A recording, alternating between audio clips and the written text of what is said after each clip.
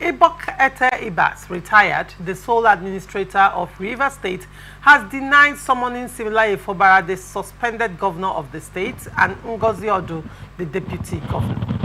On Tuesday, reports claimed that the sole administrator summoned Fubara to appear a panel of inquiry regarding the appointments he made before his suspension.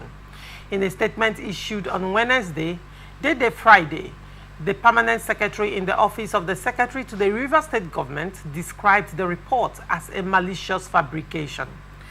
The Rivers State government has become aware of fraudulent announcements circulating on social media falsely attributed to the office of the secretary to the state government. The statement reads, "These malicious fabrications are designed to mislead the public, create panic, and disrupt the peace in Rivers State." One such fake announcement falsely claims that His Excellency Siminalayi Fubara, GSSRS, the suspended governor of Rivers State, and the deputy governor, Professor Mrs. Ngozi Odu, were summoned to a meeting at the government house on Friday, April 18, 2025. The Rivers State government categorically states that this announcement is fake and did not originate from any official source. Friday urged the public to disregard the report, adding that it is the work of troublemakers seeking to destabilize the state. Otto, what do you make of this story? As you've read in the story, malicious. These are things orchestrated by the supporters of the suspended governors, and they bring this news to cause panic, disrupt the peace we are enjoying in Rivers State, and also to create an atmosphere whereby the people will be incited against the sole administrator. I think they should stay away from it. They have always come up with false reports. They said appointment was made. They even described those appointed. They came up with nominations of persons who are appointed to take over the ministries. And I want to ask, of what use and benefit will they get by spreading these false rumors? It will only do them no good, because it will also bring a kind of it will also lead to mislead the public, the general public, both in the state and off the state. And this will create a system of chaos.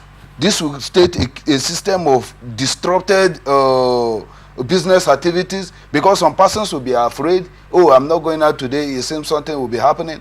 And you can see they have staged protests upon protests. The other day they wore so many colors. They said, I think it was yesterday, the day before yesterday, they were putting on red. And I asked again, of what use? They should calm down. The suspended governor, if everything goes as planned, will come back after 6 months. Ibas is not coming to take over Rivers State governance for the 2 remaining years. He came to bring peace because there was dispute. The 2 warring factions weren't coming to terms. You see, the assembly was saying they've not seen the governor's letter. The governor was saying he has been to the assembly quarter and nobody came to attend to him. And this was creating a kind of unrest in Rivers State. And the Supreme Court stated it. There is no government in Rivers State, which means the executive and the legislature weren't functional. What was just functioning was the judiciary.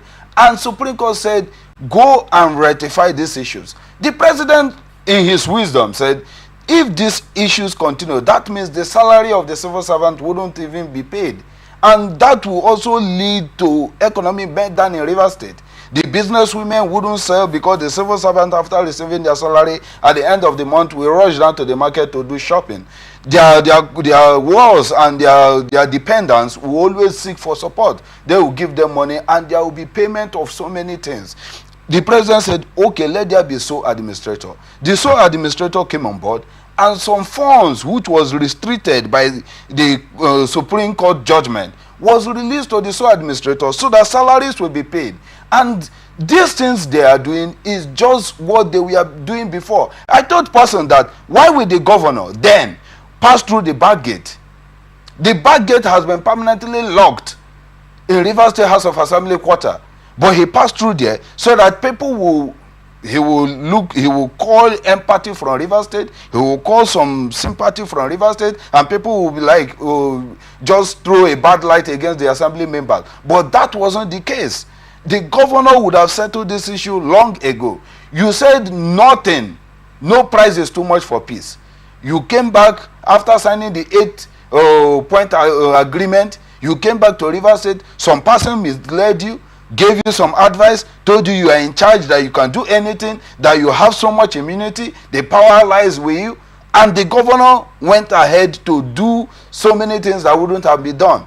They said 27 lawmakers were gone and gone. And here we are again, going back to Egypt, where we are coming from. So Administrator Ibas came and said, I want to bring peace according to what the president told me. And if you watch his activities, he has not escalated anything. He has been able to inspect the ongoing project initiated by the suspended governor. He has been able to pay salaries. He has met some organizations in Rivers State, including mine. I was among those who went to see him, the use of Rivers State, and we had a very fruitful interaction, which we told him, yes, which we told him that the youth are in demand of a representative in this administration he's leading. And he said he will look into it and get back to us. So why are we in a haste? Why are we busy causing unnecessary unrest in the media, in the print media, social media, televisions, and the rest of them? They are doing all manner of things to make sure that this sole administrator doesn't succeed. But I am betting them the sole administrator will succeed and Rivers State will be peaceful. Now, you have made a lot of, you have actually made an allegation, and in your allegation you're saying that it is coming from the camp of the suspended governor. Yes. Right? Yes. Because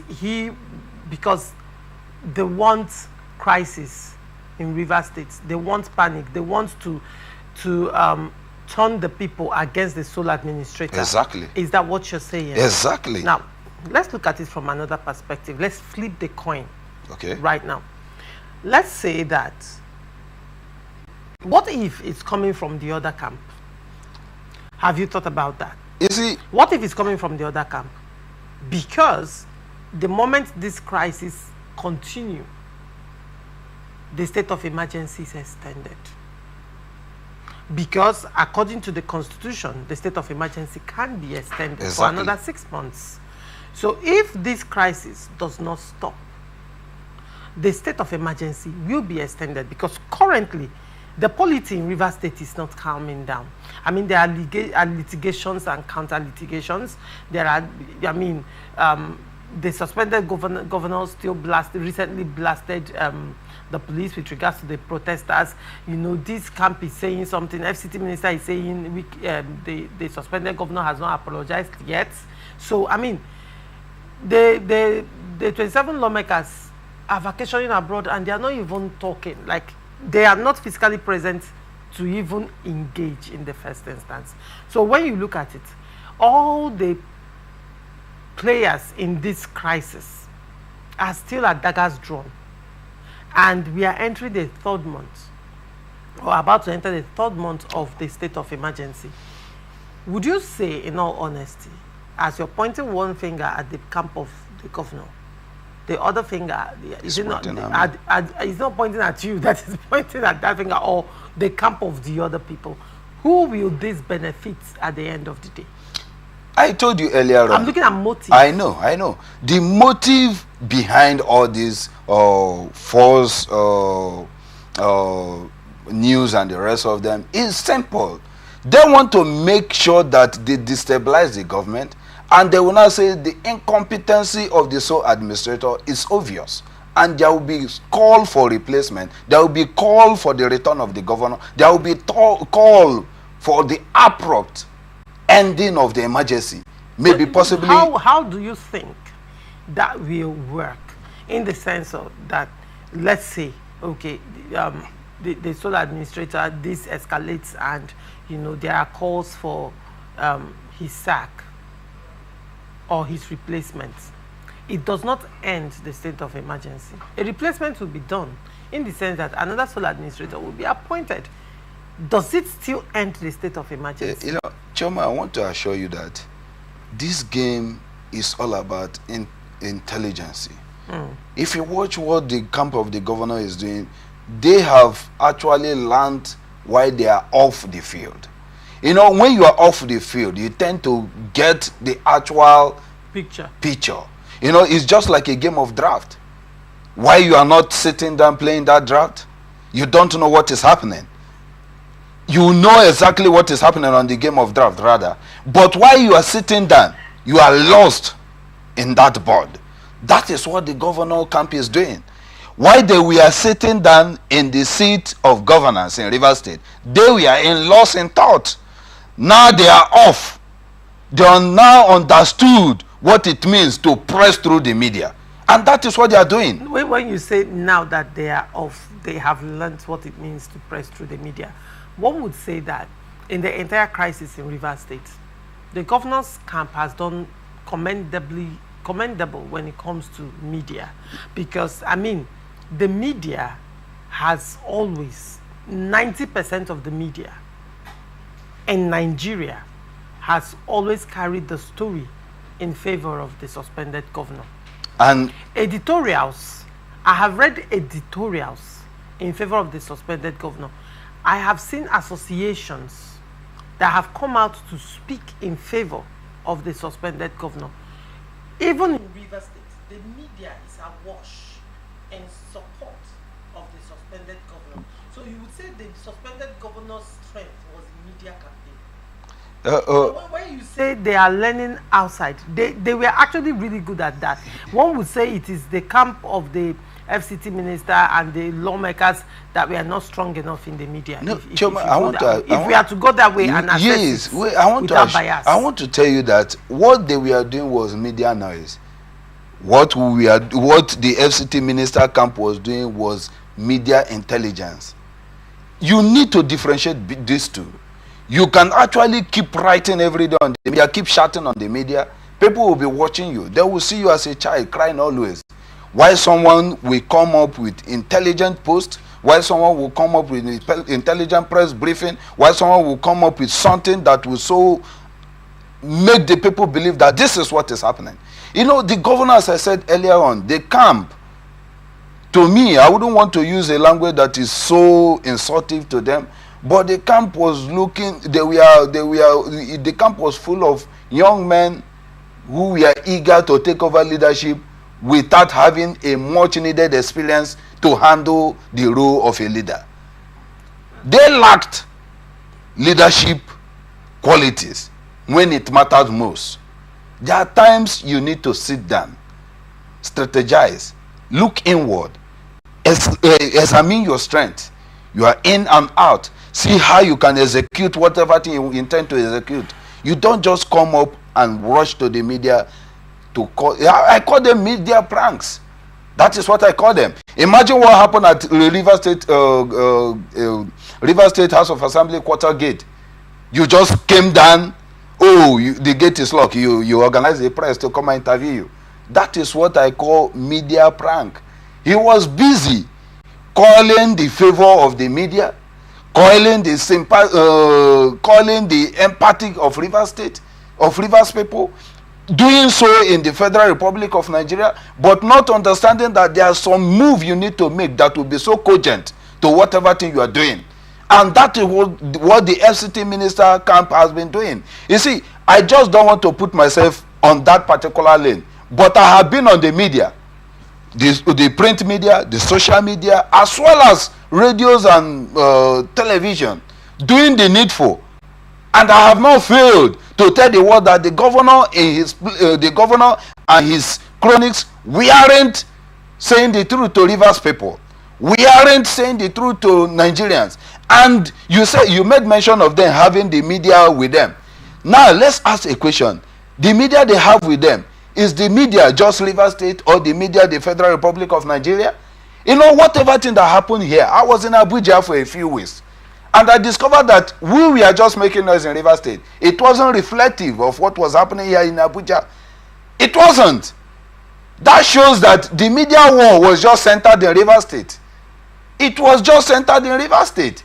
While we were doing the needful, there was an appearance in radio station in Abuja. We did it by Chief Tony Okocha, and we made sure that that particular thing went viral. And it was what we call the crucifying moment of the governor. The what? The governor was crucified at that moment. You know what Tony Okocha has when it comes to the media. He's always ready to unleash, and he come out with the best. And I have been able to follow. I have been able to study and come up with this solution to say, I am eagerly waiting for the governor to learn more. The governor to teach his media aides. They should come up with good strategy to fight this media war they have started. The sole administrator has said any news emanating will be traced right now, because they have seen those false reports.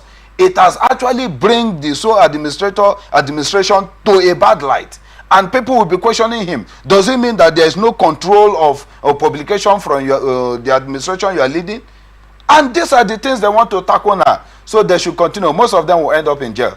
Right, very well. Now, in your own opinion, before we move on to the next story, you are still holding on to your belief or your allegation that this media, this fake news, one, is media propaganda. Exactly. And that it is coming from the governor's camp. The suspended governor. Exactly. And it is targeted at putting the sole administrator in a bad light and creating panic. Exactly. In Rivers State. And disrupting the government. And disrupting the government. Now, at the end of the day, would you say it's a politically smart move to make? Well, the governor, as I said before, is now learning off the field. Is this a political smart move? It is to them, but to me not. Like I asked, is it possible it is also coming from the other camp? For me, I don't think why the camp Does of the other camp have anything to benefit from the crisis right now? The other camp is benefiting nothing. The extension of the state of emergency. It will be to the detriment of all Rivers people. But still, if that will it benefit anybody politically? It will not benefit anybody politically. Let us look at the next year is what is exactly political year in the calendar? 2026. That means campaign will kick off. Thank you. Primaries? Primaries will come. Thank you. We are still in state of emergency. All that will happen. The suspended governor, he's supposed to be the leader of the party in the state. Where will he be? Is the suspended governor really the leader of the party? It doesn't matter, but right now, that ordinarily, if he is still the incumbent, if he has his powers... Does he even have a political party? If he has the powers, he has a fighting chance. Okay. But now, he doesn't. And while he's fighting to come back, primaries will be conducted because there is still state of emergency and there is not much he can do. I'm giving you political analysis. I know. Primaries will be conducted. Now, APP is the party that one would say, okay, the governor has right now to go to. Now, let me remind you, Lugard, that APP also has a litigation in courts, praying that the court orders INEC to delist APP. Now, even APP is not sure because according to the electoral laws, APP right now does not meet up to what makes it a political party. Because, I mean, you would have won election. I can just give one condition. You would have won election at different levels of the government. APP doesn't have local government. I mean, nationally, is there one person at the National Assembly? Nobody. Do they have anybody at the governorship level? Nobody. House of Assembly? No one. Local government chairman? No. So now, APP is at the risk of being delisted if that matter is resurrected again. And as far as I'm concerned, that matter is left shallow, waiting for the right time. So when you look at all these things, who does this state of emergency favor greatly at the end? You see, your guess is as good as mine, never knew you were this intelligent, and you have actually sent me to a corner where I was actually avoided. But I want to come up with it. Go ahead. In politics, you must be smart enough to understand when your moves are failing and when your moves are working. Okay. The FCT minister, as I call him, is a political guru. He understands the time and moment of any given political year. And he understands that the governor, in a way, has what it takes to muzzle himself in any political party and pick up the ticket. First of all, you look at what is happening in PDP. There is a total crisis in PDP. PDP is actually falling aside like things fall apart by Achebe. And that is what is happening. They are gradually falling apart. And the governor, the former governor of Rivers State, being the FCT minister, is actually doing the needful to make sure that the governor of Rivers State or the suspended governor doesn't have a ticket in PDP. And you've just mentioned some political move, the rigmaroles, the Edoredos, and the rest of them. And I want to tell you, the political happenings in Rivers State is actually favoring the FCT minister. That is where you want to go. With the PDP Congress is being cancelled? PDP Congress cancelled. Have they done anyone? The court has done that and it has been appealed. That's on one hand. Even the APC right now is factionalized and you know who the court is supporting as well. Emeka Beke is an impostor. Well, the court is backing him up. The court was, well, let me don't.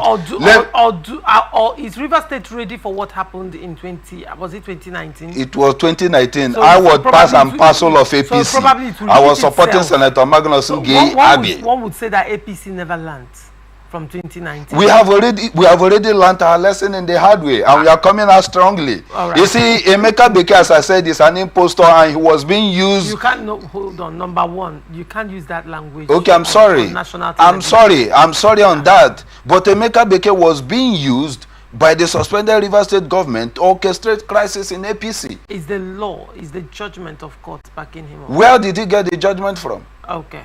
Now you are asking me, was there a judgment? Where did he get the judgment from? Was there a judgment? At least there was a time when they say River State court was a supermarket for His Excellency Ezebonye Sonwike, then when he was governor. Now I want to ask again, is it still the supermarket? The question you didn't answer. You don't answer a question with a question. Okay. So what is the question all about? Is there a judgment backing Emeka Beke up? I don't know. I just saw it on the pages of newspaper. So that means it still boils down to what I said. I don't Probably know. APC, As I said, just on the pages of newspaper. APC River State never learned from 2019. We are going to vacate everything.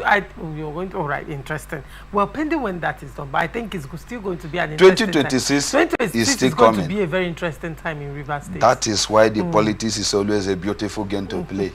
All right. Moving on, still on River Tinubu State. said politics is political. Politics is political. Yes. Interesting.